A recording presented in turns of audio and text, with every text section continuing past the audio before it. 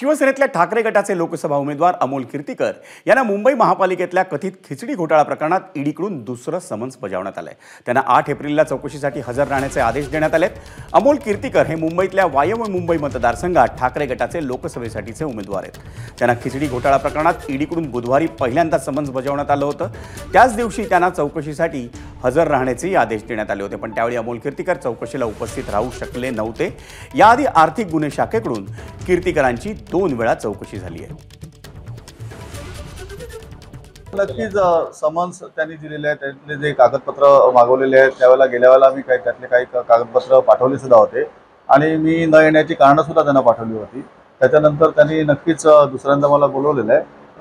मी काही त्याच्यामध्ये टाळत नाही आहे, परंतु माझी जी दुसरी पण जबाबदारी जी आहे, जी पक्षाने दिलेली आहे त्याला मी प्रथमता दिलेली आहे आणि त्या दृष्टीने मी त्यांच्यापर्यंत पोहोचणार आहे।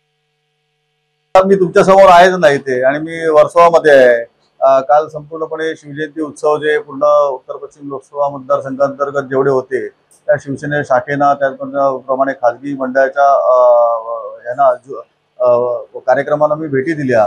असं काही वॉन्टेड वगैरे नाही। मी 1.5 दिवस नव्हतो, मी गावाला माझं जे देवाचं जे दर्शन आहे ते घेण्यासाठी गेलो होतो। एबीपी माझा, उघडा डोळे बघा नीट।